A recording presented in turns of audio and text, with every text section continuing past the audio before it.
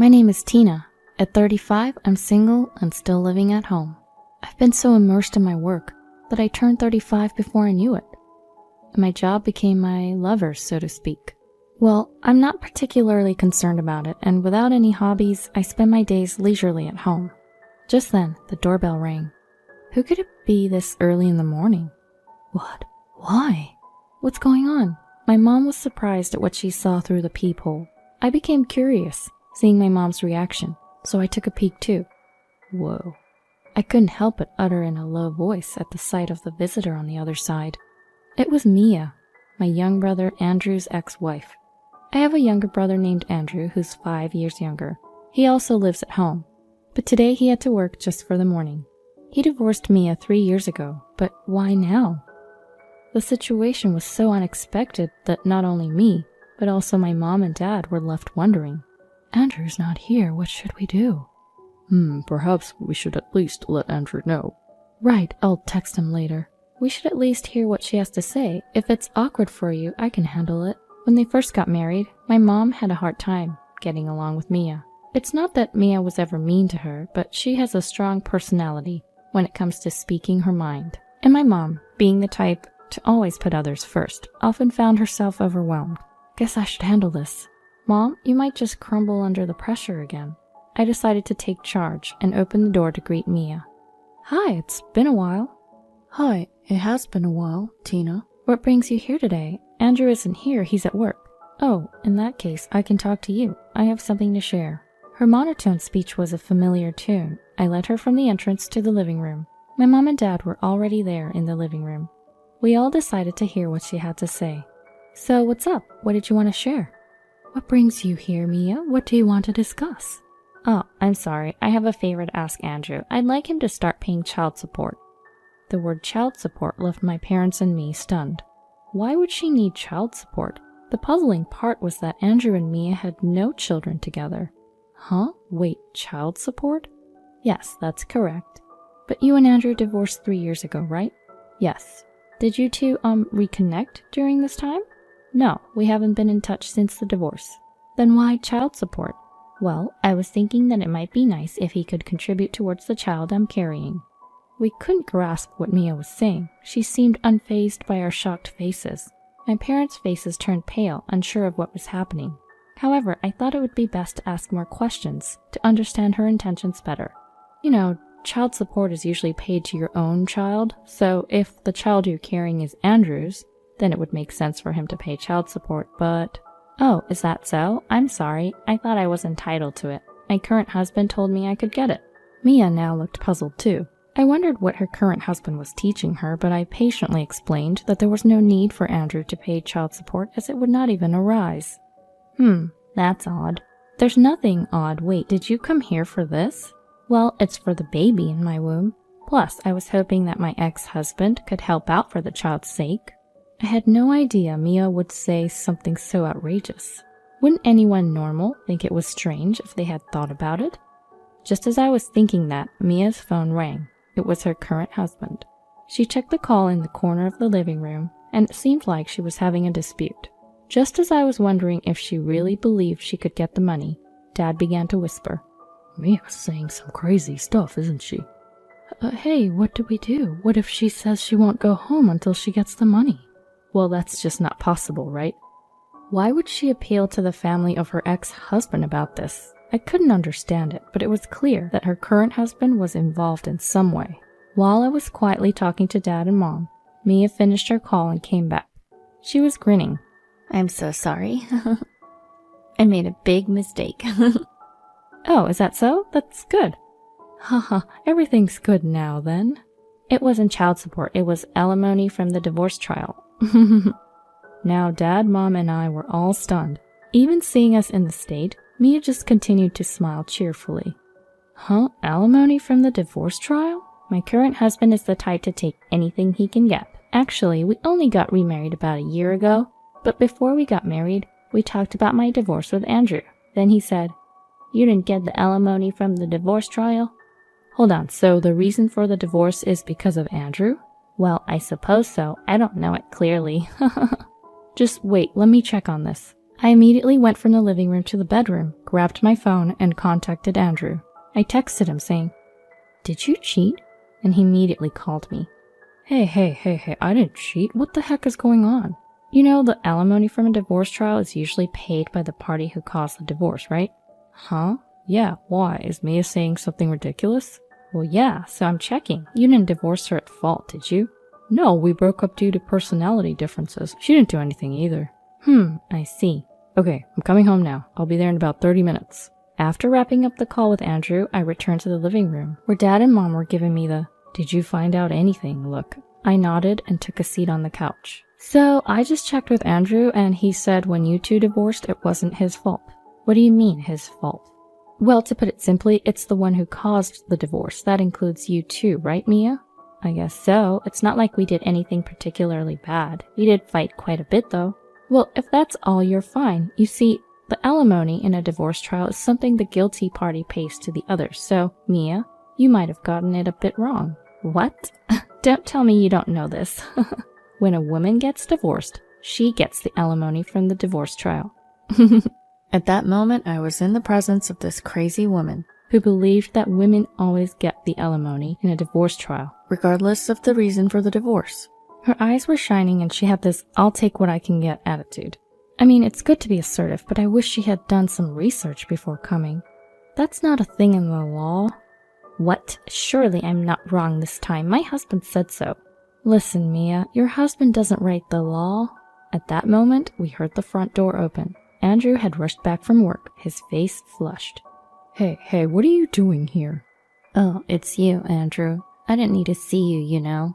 I heard from Mom and Sis. You're causing trouble, talking about child support and divorce trial alimonies. So what? It's my right. Huh? Do what you want then. Get out. I'm not paying you a dime and I don't have to. You're responsible for this, Andrew. What? Hey, stop it now. I stepped in to stop the escalating argument. I turned to Mia. I'll talk with Andrew about the details later, but from what I'm hearing now, I don't think there will be any money paid to you. What? Why don't you look it up? Anyway, please just leave for now. When I said that, Mia made a sound of annoyance, slammed the door, and left. About 20 to 30 minutes later, I asked Andrew what prompted him to divorce. With her attitude, the stress was just building up. That's why we divorced. She seemed perfectly fine with it. Maybe it's better to say our values differed. Anyway, I didn't do anything during our marriage to warrant an alimony in the divorce trial. Andrew explained, insisting strongly. However, later that evening, a loud crash suddenly echoed from outside. Startled, I stepped out the front door, only to see a car speeding off. To my horror, a part of our flower bed by the front door had been destroyed. It's her. It has to be Mia. This is the kind of ridiculous behavior that made me despise her. What do you mean? Has something like this happened before? During their marriage, Andrew had his fair share of issues with Mia, beyond just personality clashes. Mia was always stirring up trouble in the neighborhood, which often led to Andrew apologizing on her behalf. She also had a spendthrift nature and thought that being a wife meant constantly looking good, spending their savings on beauty treatments and luxury brands. Andrew had to deal with these recurring issues. It seems like this could fall under alimony during the divorce proceedings, don't you think? I wanted to divorce her immediately back then. I just didn't want to have any prolonged relationship with her. While I understood where he was coming from, I couldn't help but confront Andrew about why he hadn't discussed this with me earlier. Despite feeling sorry and expressing his apologies, I reassured Andrew that he hadn't done anything wrong. I just hope nothing else happens from now on. But my wishes did not come true. The very next day, Mia was back, ringing our doorbell, shouting, "I did find out that I can claim alimony during the divorce, so give it to me now. Don't you feel sorry for the kid?" For 3 days, we responded through the closed door, but Mia wouldn't back down. Then, presumably, her current husband started parking his car in front of our house, destroying something with a hammer he brought from their home, and then leaving.